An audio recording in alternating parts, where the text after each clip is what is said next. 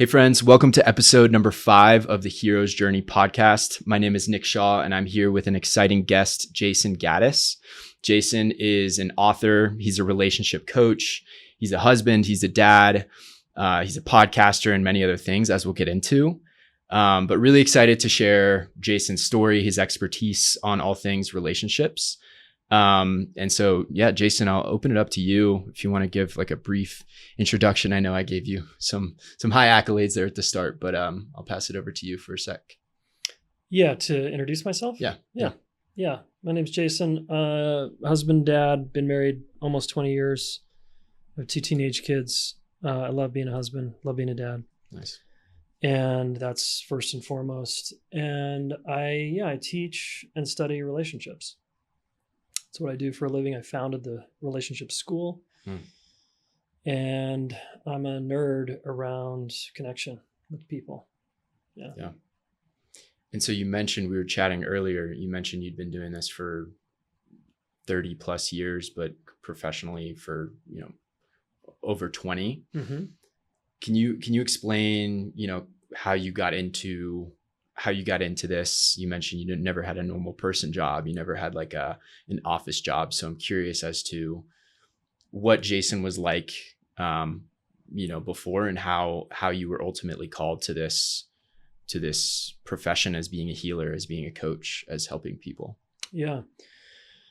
I was, the short story is I was a sensitive little boy and I had a stern dad who was not into emotions and feelings.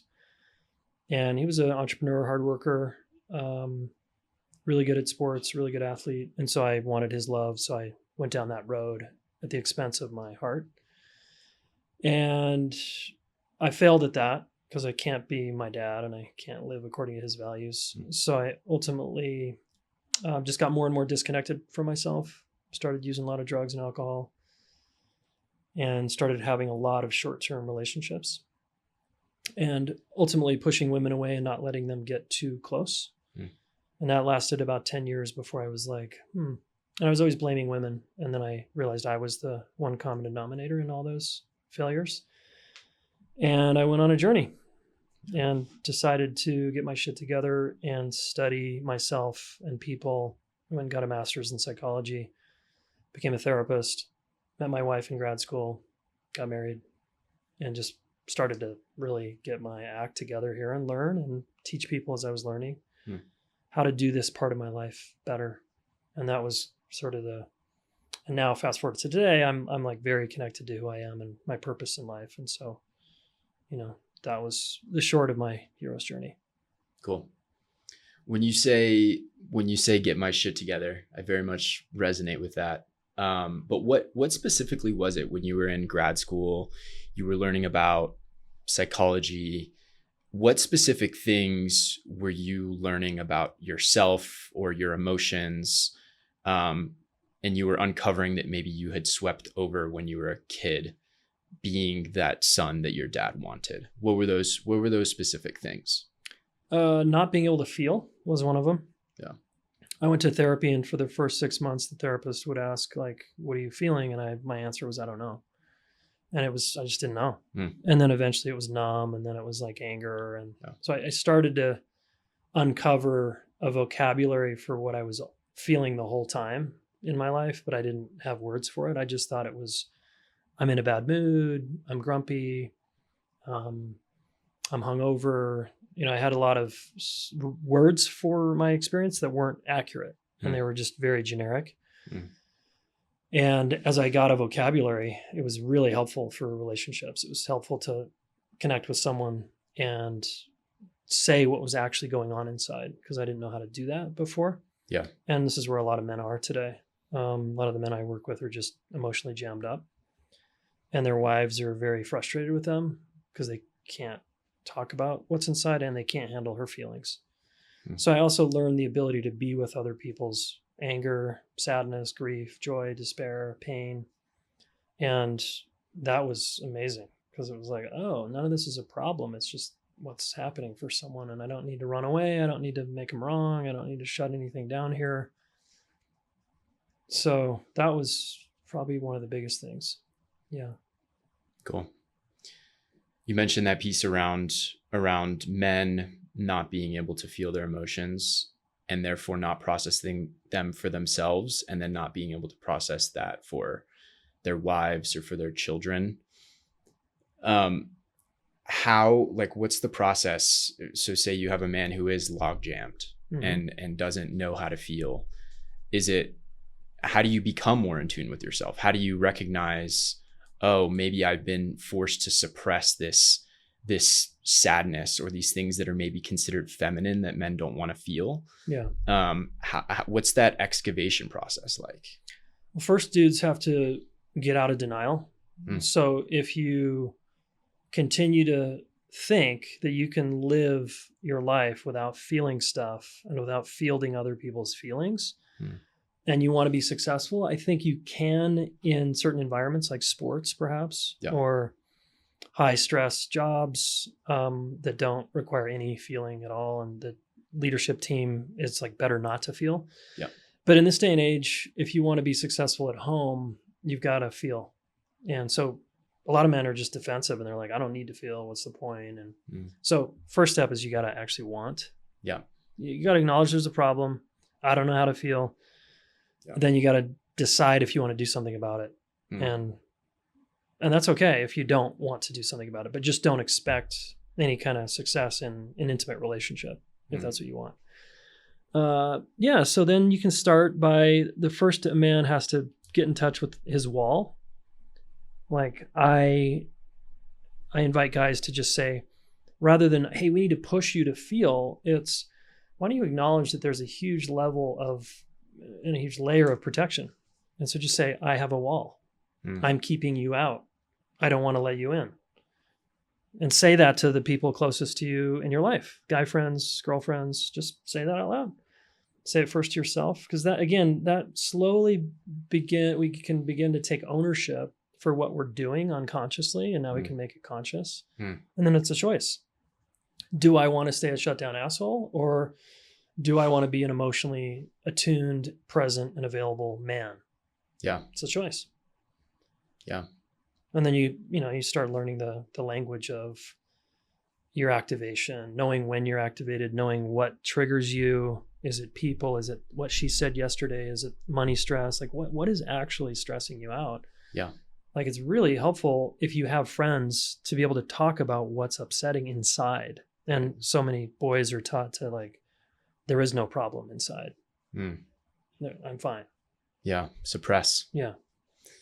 Yeah. It's interesting. You mentioned about the folks in sports or in maybe business, like hyper competitive business. It's almost they're proud of the fact that they can suppress their emotions and compartmentalize really well. So for that man who, maybe works for the company that I work for and is a partner and is working and traveling all the time, but also has a home life, what is it possible to compartmentalize that much and be as much of a killer, in business, but then come home and be really integrated and be really connected with your family and with your wife? Like I just hear of so many stories that truthfully scare the shit out of me of like, I'm super successcul. You hear the billionaires, you see the Bezos, you see the Elon Musk, but their family life is in shambles. So, what would be your advice to those people? I think you can do both, but and some men have the ability to turn off I'm going into battle at work. Yeah. I come home, I take off the armor, and I'm like this soft, mushy guy. That's you can do that, but I think you're missing out on way more at work. Like I think there's a way to do the battle with your heart online, and actually give a shit about the impact of your behavior. Yeah. Because what we don't need in the world right now, in my opinion, is more men who don't care about the impact of their behavior on other people. It's very non-relational. It's all about me. And I'm trying to create a world that's all about us, that we both can coexist in. Yeah. Which means I have to care about the impact of my behavior on other people.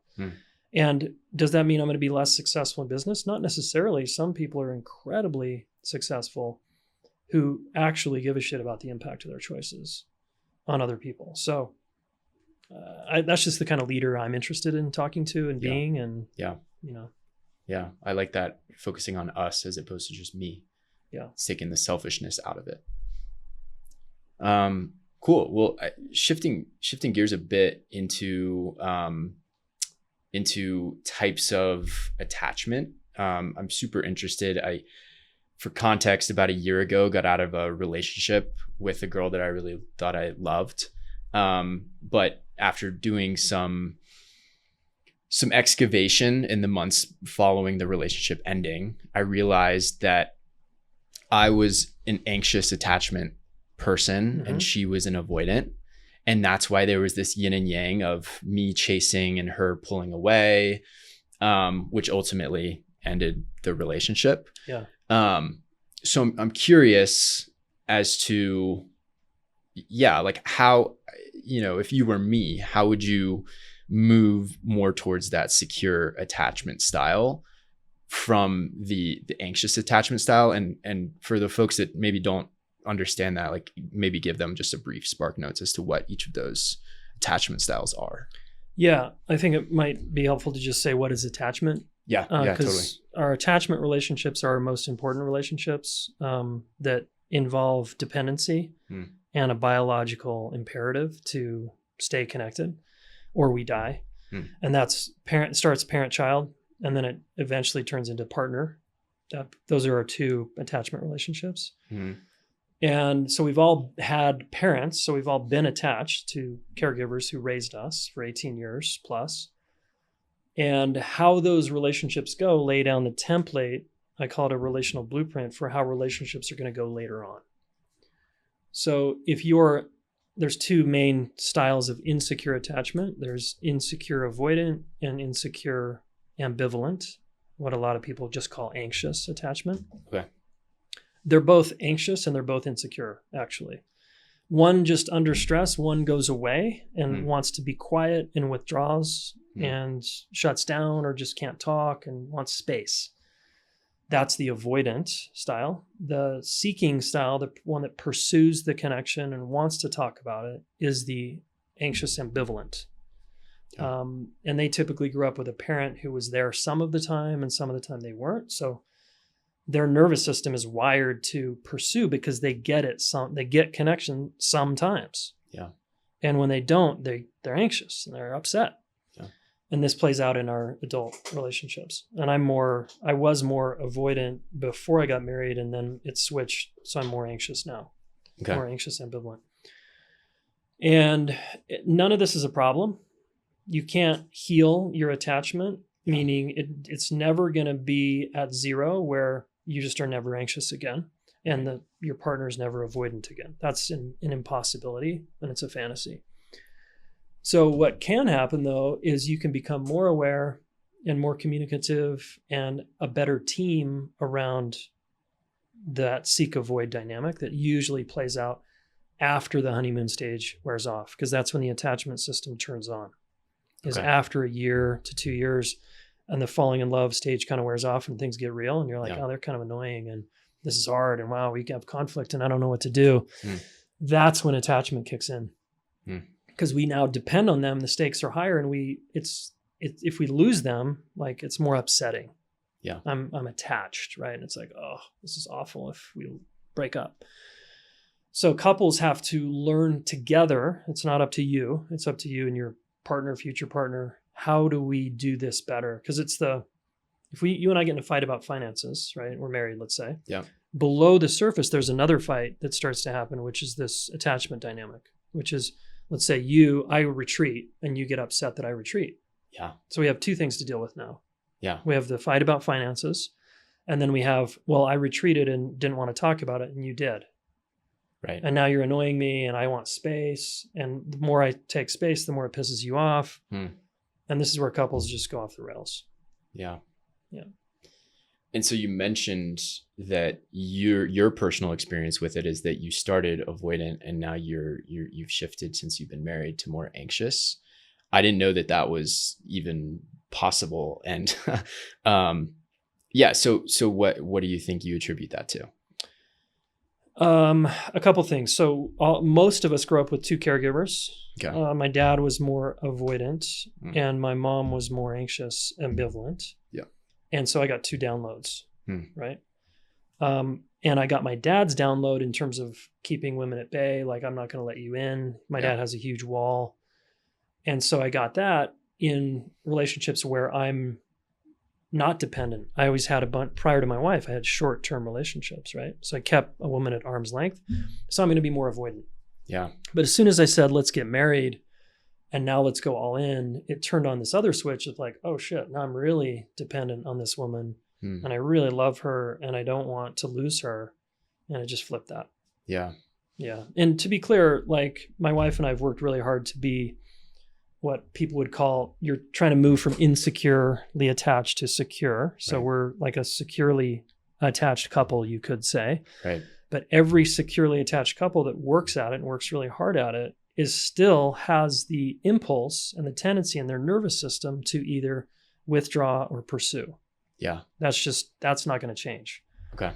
And couples just have to navigate that no matter how secure or insecure they are.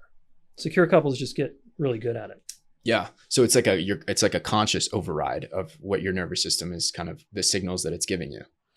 I don't know if I'd call it an override, but it's a conscious participation in what's being activated and talking about it. And hey, oh gosh, I'm really activated right now. Like I'm upset. Like, how do we do this? Yeah. Now that you want to talk and I want to go away, or vice versa. Yeah. And again, secure couples get solid in their systems and communication around that. Right. They know how to repair fights. They know how to, every single time they come back and they work through it successfully. Insecure couples don't know how to work through conflict. They don't know how to repair. And they struggle and struggle and struggle and struggle. Yeah, that hits really home for me because when I was 10, my parents split up. And so I felt that for the majority of my childhood, I was being raised by two separate people and being shown almost love in two totally separate ways, one from my mother and one from my father. And it wasn't until it manifested in this relationship ending that I became conscious of, oh, maybe I was loved two different ways. And I had this huge fear of abandonment and I was kind of chasing and I wanted reaffirmation. Yeah. And that makes sense, right? From what happened to you at age 10. Yeah. Because any 10-year-old, to a 10-year-old, that's like life shattering, right? Even though I'm sure you handled it, however, you probably were tough and you got through it, like whatever. Out. Yeah. Right. But that's huge. And that most kids of divorced parents, it's just going to leave an imprint. And it can also be beneficial. You got two totally separate households and downloads, and there's a lot of advantages to mom and dad not hating each other and living in the same home or whatever. Right. But that rupture is big for kids. I think to that same vein, you're an expert and you're married. You're not an expert on marriage, but you work with you're a student. Yeah. Of all this stuff, really. Yeah. But yeah, curious your thoughts on marriage and if it is for everybody. It kind of seems to have this allure and it's romanticized, especially in movies and just different things. I'm 26. I'm coming to the age where I'm really starting to think about that and whether that's right for me. Do you think it's right for everybody? No. And I always say now, do not get married. Don't do it. Unless, there's a big unless, you're ready to bust your ass and be in a different kind of dojo for life. Yeah. And be a student of how to communicate better, how to work through conflict and repair it all the time. And you choose a partner who's also wants to be in the dojo and you're both white belts and you're like, okay, we want to advance in the belt system and get very good at this together. Will you learn with me? Then marriage is fucking badass. It's extraordinary. It's like to have a companion at my side for life that I can completely trust and count on is immense. I can do so much more because my wife's got my back. Right. And I hers. And then we created these two insanely amazing kids together and we're just this rad family, So it's like unbelievable the amount of like heart expansion that's happened for me being a father and a husband. But that's because I'm up for the work and I'm willing to look at my part. I'm willing to look in the mirror and deal with my shadow and all my baggage and traumas and deal with them. Yeah. And my wife is the same way. And most people are not like us. They want to get married and like the movies have it feel good and just live happily ever after. And that's just a fantasy. Yeah. It's not going to happen. So if you're going to take the fantasy route, don't do it because you're going to be miserable in 5 years, 10 years, and you're going to get a divorce and there's going to be a lot of carnage and there's going to be a lot of blame and it's going to suck. Do you believe in soulmates? I do, but I don't believe in one soulmate. Can you explain? Yeah, there's 8 billion people. I just think there's divine timing that happens where we just meet the person for us, and they're the person we need, not always the person we want. And that, like, if we take the soulmate, I don't talk about it so much like soulmates, but let's play with that for a minute. If I meet a quote soulmate and I fall in love and it's like, wow, love at first sight, or it's just the chemistry's on. It's like, wow, I've never met anyone like this. That is just recognition, and it's nature's trick to get you to reproduce with this person. It's not necessarily, oh, this is going to be a great person to live with forever and fight with forever and have kids with forever. Right. It doesn't necessarily translate like that. It means apparently I needed to attract this person into my life to learn a bunch of lessons about myself and grow and heal and awaken. If you take that kind of view, like, oh, I kind of needed this pain in the ass person to push me to develop. Yeah. Then it's like, I like that kind of framing versus otherwise I get into this frame of they're supposed to make me feel good. Yeah. And we're supposed to be happy and there's supposed to be no conflict here because you're my soulmate and it was supposed to all work out and it's not. Yeah. That's people just subordinating to the wrong construct. Right. Yeah. Yeah. We think that we see these movies or we hear these stories of, oh, we're soulmates. They swept me off my feet. Everything was perfect. But I think what doesn't get talked about is, like you're mentioning, the amount of work that goes into day to day. It's a constant choice to, am I going to be my best self for myself and for this other person that goes into it? Yeah. Like your business, like your health, like your finances, you actually have to put attention on it. Yeah. You don't, when you're 50, you're not just healthy because you like got some genes and ate the right thing. Like you are earning your health really above 40. You're earning your health the rest of your life. It is like deteriorating. Yep. And so to stay on your health game and to stay like a healthy, vibrant human being, that's effort. Why would a marriage be any different? It's like a garden. Right. You attend to it, it grows and it's beautiful and it gives you a lot of nourishment. If you don't attend to it, the weeds come in, drought comes in, it's too hot, it's too cold, there's too much shade, there's too much sun, the weather sucks. And it's like, I don't know what to do. So I'll just leave it alone and hope it gets better. That's what a lot of people do. Yeah. This is tangentially related, but there's something that I really like by Naval Ravikant, who's he's a philosopher almost. He says that while I'm on Earth, I want to reverse entropy. So entropy is the decay that is going around all around us, right? The trees are going to die, the grass is going to die if it's not attended to, the garden is going to grow weeds if it's not attended to. But for this short amount of time that I'm here, I'm going to try and reverse entropy, whether that be with my body, with my relationships, with work, whatever it may be. I just love that mental framing. Yeah. And his mind too. The guy has a strong mind and he's exercising it all the time. Yep. Right. He's not sitting on his ass watching Netflix, hoping that he's smart or, learns things. And he's just like passive. Totally. That's a smart, active guy that's flexing, doing the reps daily. Yeah. So wanted to get into divorce a bit. I think it's pretty well known that divorce rates are at an all-time high. And if folks get second and third marriages, those rates go even higher. Why do you think that is? I think there's a lot of reasons. I I mean, why do people get divorced in the first place? I think we should start there. Because they didn't learn how to do this stuff in school. They got modeled what they got modeled by their parents. Yeah. They tell themselves a story that I should know better, right? Because there's a lot of shame.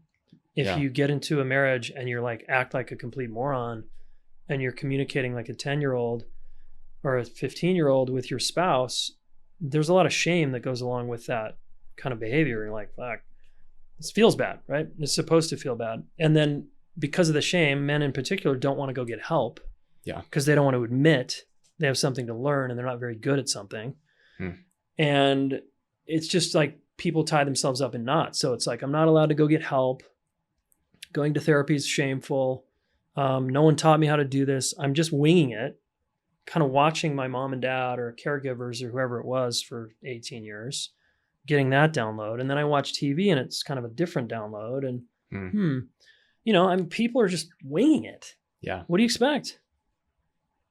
Yeah. And so then divorce happens, which isn't always a bad thing. It can be a liberating thing for some.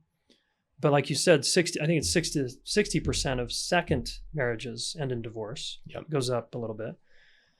And why is that? Well, for those people, it's because they didn't get the memo to go learn and go study and go train on how to do this better. They're still winging it. That would be my guess. I don't have any evidence other than the people I see every day. Yeah. Right. Yeah. No, it's fascinating. I mean, I think it's like a very new phenomena, this like ability to get divorced and to like no longer be together with the person. I feel like in the past, I don't know if that happened quite at the frequency that it's happening now. Yeah, it seems to be, and I don't know if it's social media or what, but it does seem to be getting more heightened, right? Yeah. Something's going on here. Yeah. But if people could just learn, like, look, relationships and communication are a skill that anyone can learn. The brain is plastic. We know this. We can learn how to do this better. That's the white belt, the martial art metaphor. Like we can move from white to black over 5 years if we apply ourselves rigorously to become a better communicator under stress. Yeah. Like, why would you not want to do that? I don't know. People are entitled, I guess. People are just, again, they're checked out. They want it to be easy. Yeah. There's a lot of fantasies about how it should be. Right. They've got it that it's the other person, not me. I don't have to change. It's you. You know, it's like, wow, really? Yeah. I think it's the ego piece, as you mentioned earlier. There people, especially men, I think, have a big ego and they don't want to be wrong. Yeah. Because they're big boys, you know, in terms of age, but they're little boys in terms of their emotional intelligence or their ability to communicate. Yeah. Yeah. They're developmentally 5, 10-year-olds, whatever they developmentally, wherever they got shut down emotionally at age 2, 3, 5, 10, that's where they stopped. Like if you don't develop yourself emotionally from 3 years old onward by emotionally competent parents, and you just go inward with your emotions and you're like, okay, I'm not going to do that again because no one can handle my feelings and I can't handle my feelings. No one's showing me how. You will be an adult 45-year-old man who is developmentally a 3-year-old around emotions. That sucks, man. Yeah. Imagine being married to a 3-year-old, emotional 3-year-old. That's a bummer. It almost seems like it's the job of the caretaker, right? So as you were raising your children, how old are your children, by the way? 16 and 14. Okay. So they're a little older, but when they were younger, how did you establish that them processing their emotions and feeling and not shutting down and not building those walls? It's very simple. My wife and I agreed that like our kids are going to have space to express who they are, express their feelings. Like we're not shutting feelings down in this family. And then we have skills to learn how to receive and field their emotional upset, right? Tantrums, throwing things, you know, like with boundaries, of course. Like kids need to also learn socially appropriate behaviors, right? You can't just have a kid at school who's throwing shit or vomiting their emotions on other people. Like, of course, right? We're not talking about just free expression and just dump your feelings everywhere. Yeah. So parents need to both let kids express and contain. It's both. And there's a couple things, like the 4 things that a parent can do are to reflect back what's happening for the kid. Wow, you're really upset. I see you're throwing that toy. Whoa, hold on. Gosh, man, you are mad. Because kids don't have, 2-year-olds don't have words. They learn the words when you tell them what the words are, what the vocabulary is for what they're feeling inside. Okay. So I say, wow, you're really mad, right? So it's kind of a reflecting back. And then I validate, this is also the same skills you do for adults. You just say, well, it makes sense you're mad because you don't get the extra cookie because you got to go to bed. Totally makes complete sense you're mad at me. Of course, because I'm holding the boundary. Yeah. I'm holding the line, right? So I reflect back, I validate. And then if I hurt them and I did something or I set the limit, like their bedtime, then I own that. Yeah. Dad set I'm holding you. Yep. It's 9:00. It's your bedtime. And I am making you go to bed. That's on me. Yes. I'm doing that to you. Or if I hit you, or if I hurt you, or if I raise my voice, or I screamed at you, ownership. Kids, that goes a long way for kids. They're like, wow, thanks. These big people are trustworthy. They actually take responsibility for what they just did to me. They don't deny, defend, blame me back, which is what a lot of us grew up with. Turn their back on us. And then we're left on our own to figure it out. And that turns into adults who don't know how to do this stuff.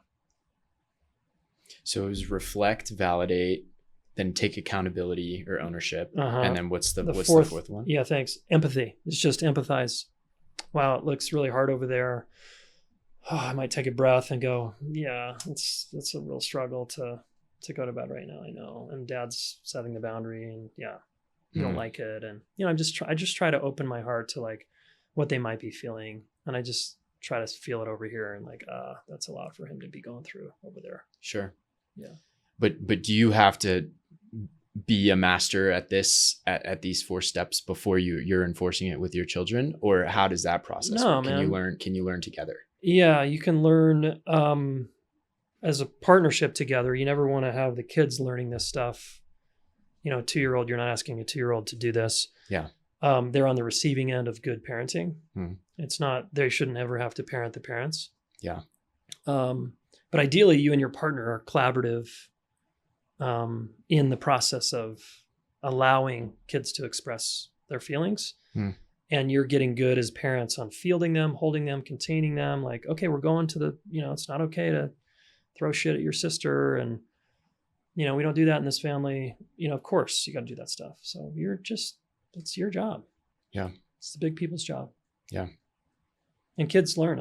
My kids are like perfect example of emotionally bright, connected, competent kids. Yeah.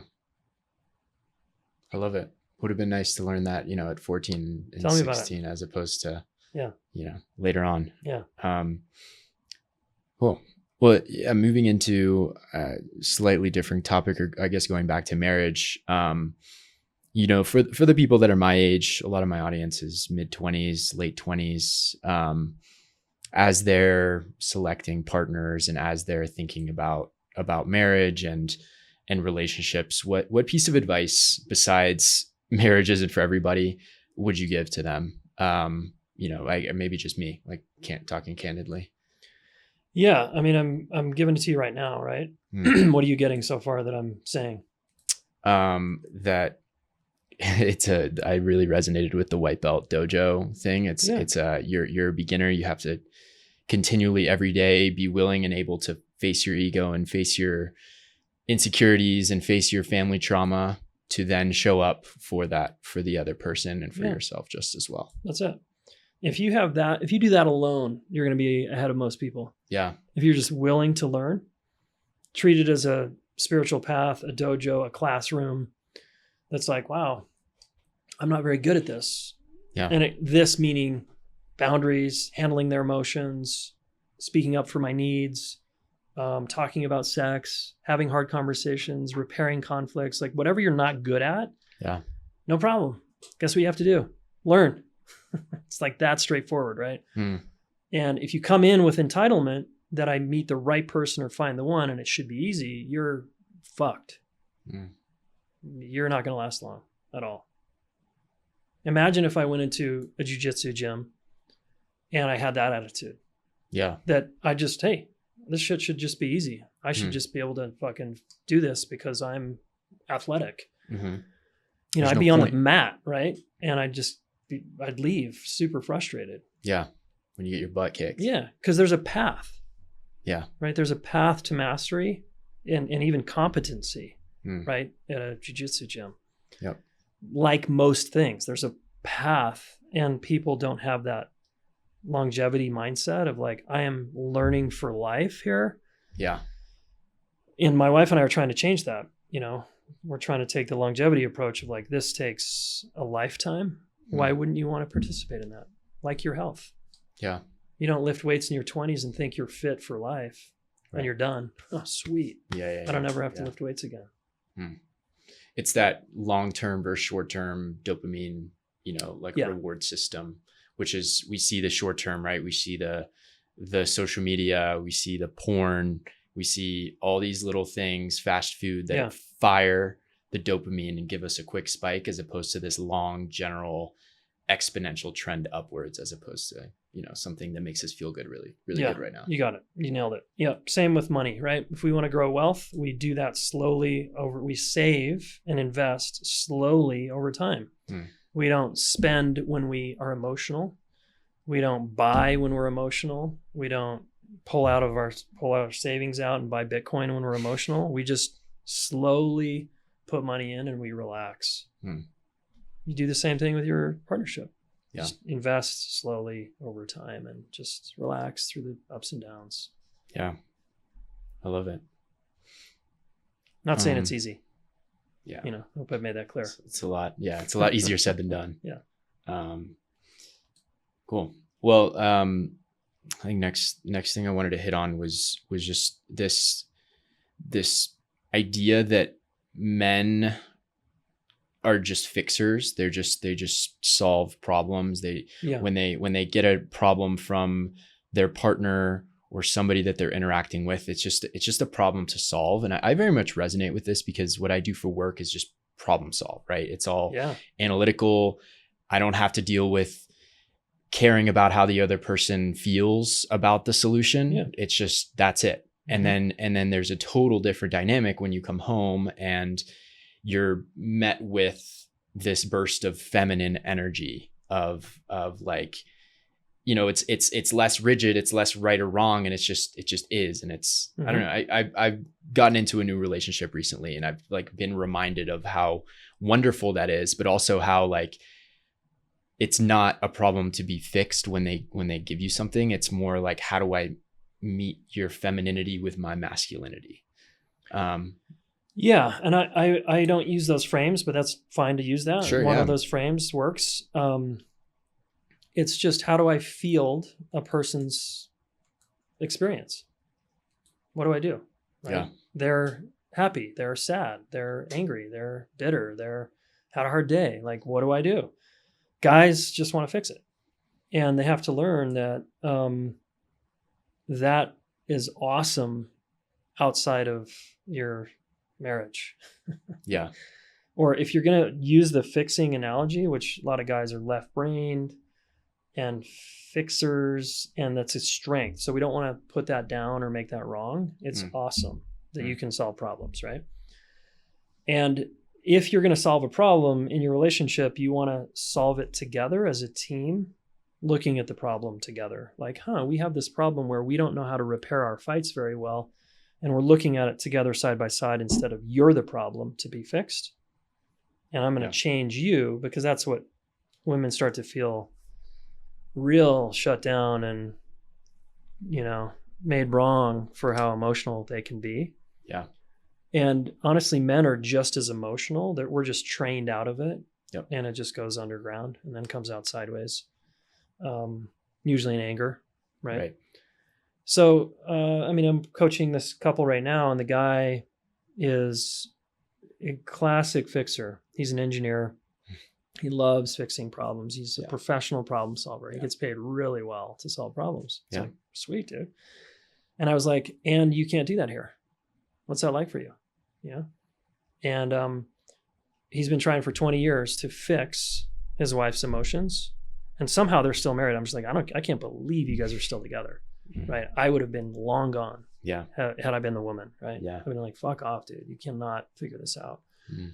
So I had to get his buy-in and show him that he learned as a little boy that performing and doing and fixing got him love and accolades and attention and approval. And he's trying to go for a gold star in life. And he's doing the same approach in his marriage. He's trying to get a gold star from his wife by solving all of her problems when she's upset. And I'm like, dude, that is going, I mean, you've already seen it. It's going nowhere. Yeah. So are you open to a new solution that doesn't involve your inadequacy that the hole you're trying to fill inside by getting a gold star to feel okay? Right. So anytime she gets emotional, he perceives it as a threat against him, as like, he's not doing it right. He's not doing it good. He's not good enough. And of course she says things that contribute to that. Yeah. They have him feel judged and criticized. So the two of them together are finally learning a new way to feel each other's pain, because he has pain too. And he's very much, his emotions are right under the surface. He'll cry like that if I work with him in the right way. And it's really cool to watch. So he's bought in because he's like, okay, got it. I submit. I don't know how to do this. I've been doing it one way. Yes, Jayson, teach me. I'm willing to learn a new way here. Yeah. I'm like, oh, okay. Now we can get somewhere. Right. If he continues to defend, deny, pretend I've got it when he doesn't got it, I can't help him. Yeah. I don't care how good of a coach I am. I can't do shit with a guy like that. So, guy has to come in, empty his cup. I got something to learn here. Teach me, coach. Yeah. What am I doing wrong? Show me is my swing off? If you go to a golf coach, you don't tell the golf coach your swing is fine. Sure. But a lot of guys do that because they're so ashamed and they're defending because they don't want to be seen as like not good at something. Yeah. When you see those walls break down for a guy like that, for example, do you see that manifest in other areas of their lives too? Like, oh my God, the guy becomes a more heart-centered leader. Yep. He becomes more pleasant to be around as a boss. He's way more regulated around his kids. Yeah.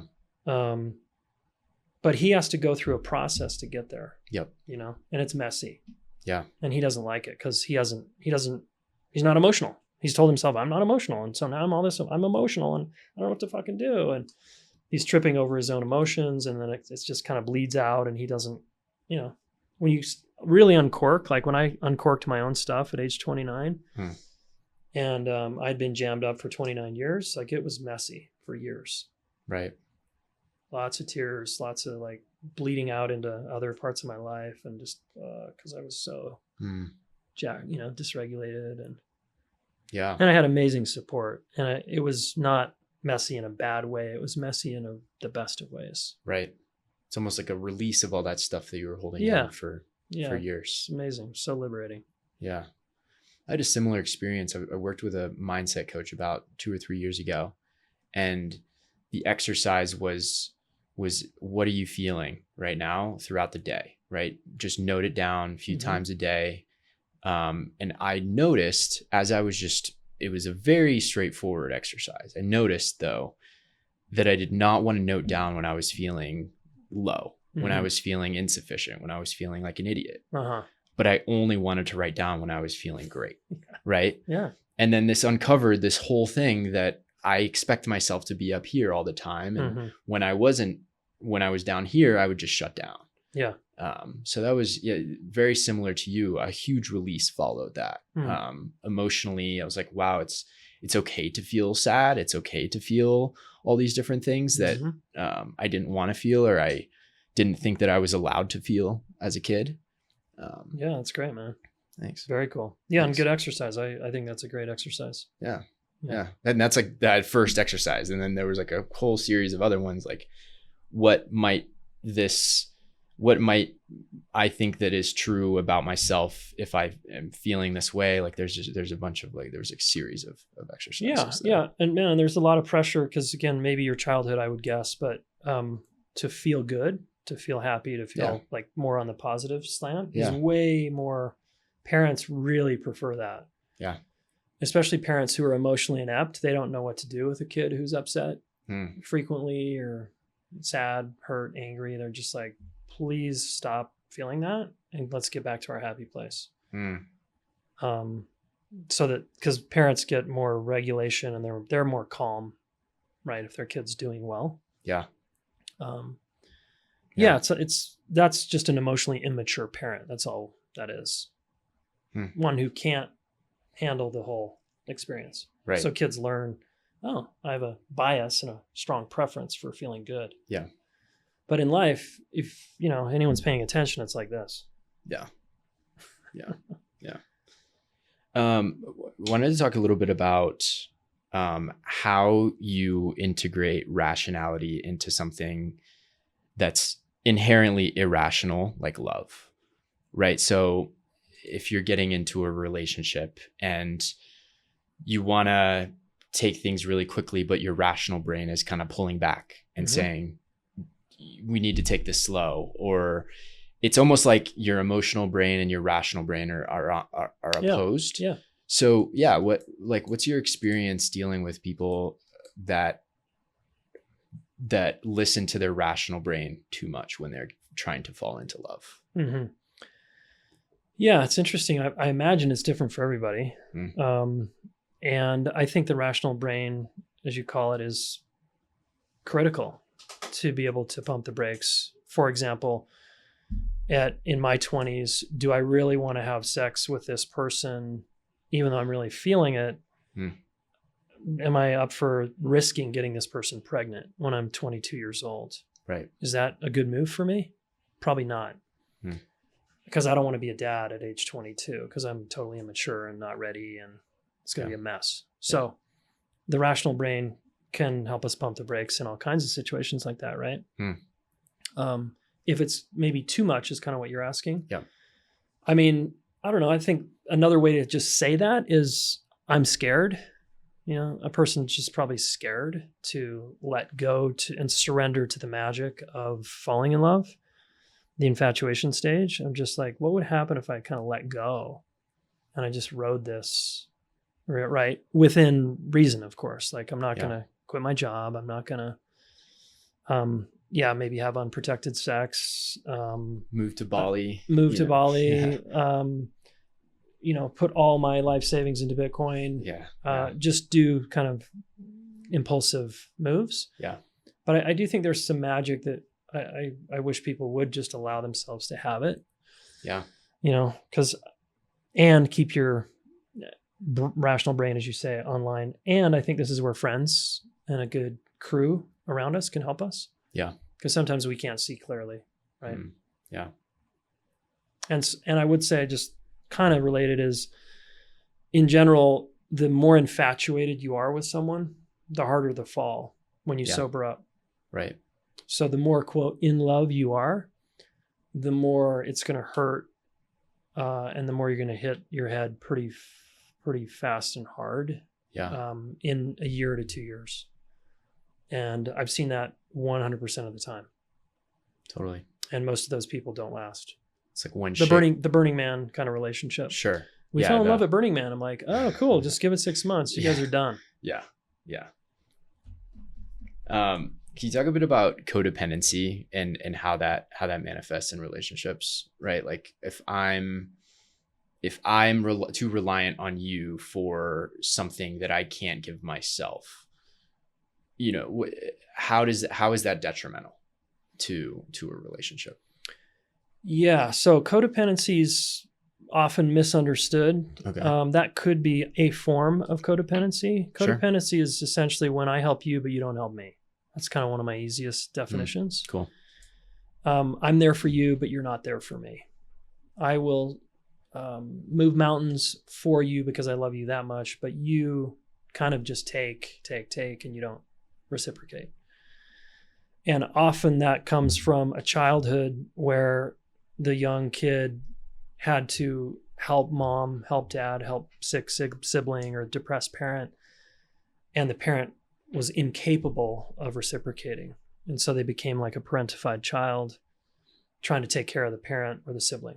And that manifests into adulthood as a partner who, of course, attracts like an addict or a person who has a mental illness or something and is the fixer. Like, I'm going to just fix you. You're a project for me to like work on. Yeah. So that's more codependency. Okay. I think what you're talking about can be like a enmeshment. Okay. Where I'm looking to you. Let's say I feel bad about myself and I just beat up on myself and I have low self-esteem, and I'm looking to you to make me feel better about myself, and you buy into it. Yeah. And this is a version of codependency where you just like, no, Jayson, you're great. I swear, I love you so much. I can't believe you can't see it. No amount of you telling me that is going to change me and have me get it. I need to make that journey on my own. And I will say that in the healthiest of relationships, we do things for each other. Yeah. We do pick each other up sometimes when we have a hard day or we feel bad about ourselves. We can act as a cheerleader at times. We just don't want that dynamic to be chronic. Sure. Where I'm always picking you up and you're never picking me up. Yeah. Yeah. Yeah. I think one of the most difficult things, personally speaking, as a man, is the feeling of being too needy. Is there a world? This is a question I really wanted to ask you. Is it do men have to be okay with being alone? Like, do they have to like come to peace with the fact that they need to be alone to then not be too needy in the relationship that they're getting into? Yeah, no. Because there's no such thing as like, I don't know.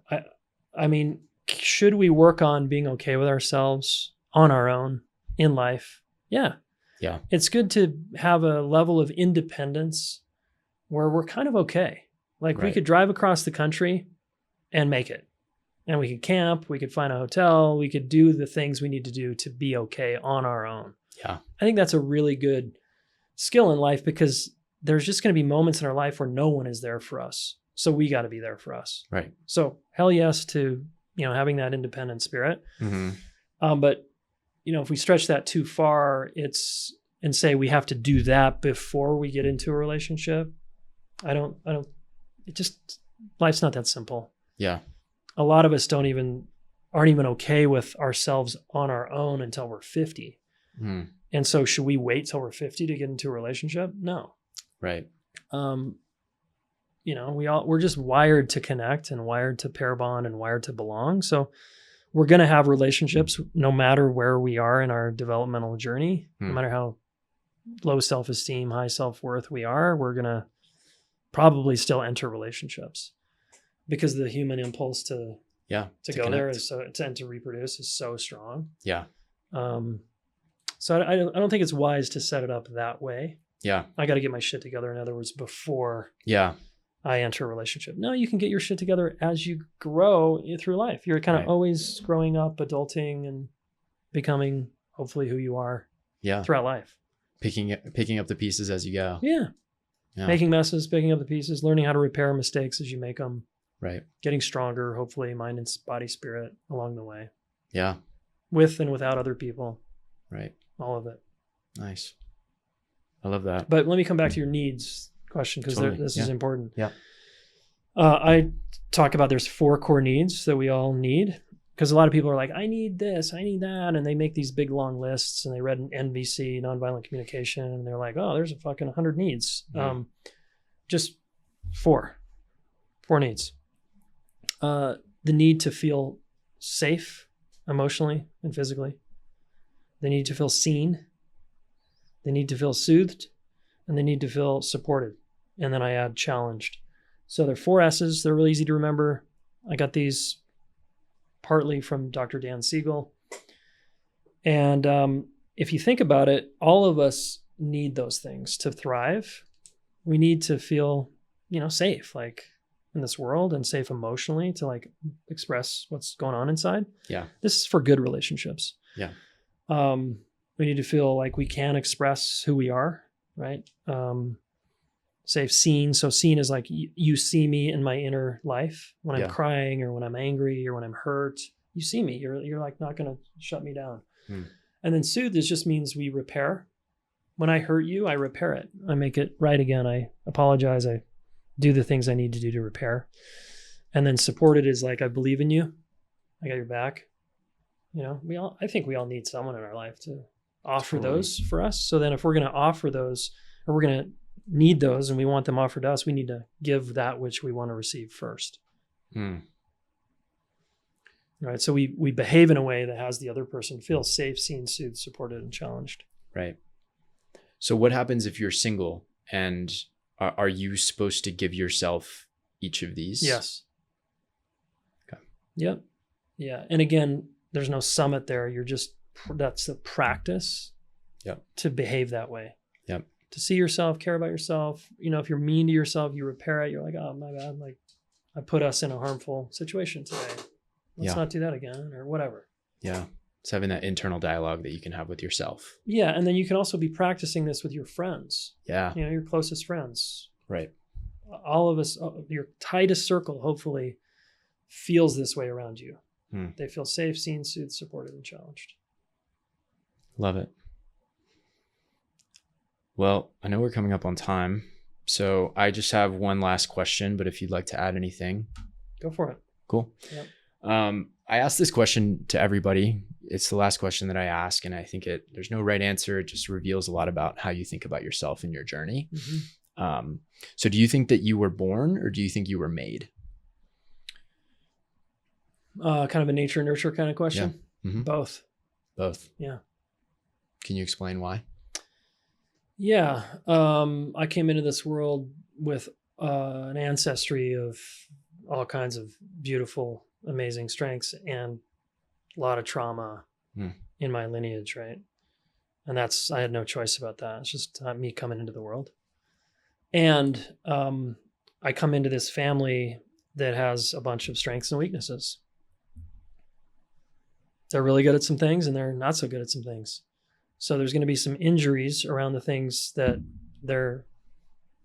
they weren't good at. And there's going to be some pruning around the things they were good at. And there's pruning away the things that they didn't teach me because it wasn't in their values. Right. And then there's my social environment, coaches and friends, and then adolescence. Like, life is continuing to shape me today into who I am. But to me, there's nature nurture, but there's like my participation in it fully, right? As fully as I'm able to as an adult. How can I, given that this is how I am, right? Given what I've been through and how I got born into this whole situation, what do I choose?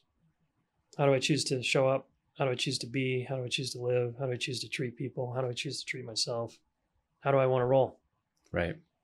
It's a daily decision. Yeah. Love it. Well, Jayson, that's all I had. I don't know if you had anything else, but no, man. Thanks for having me on. Yeah. Thanks for coming. And yeah.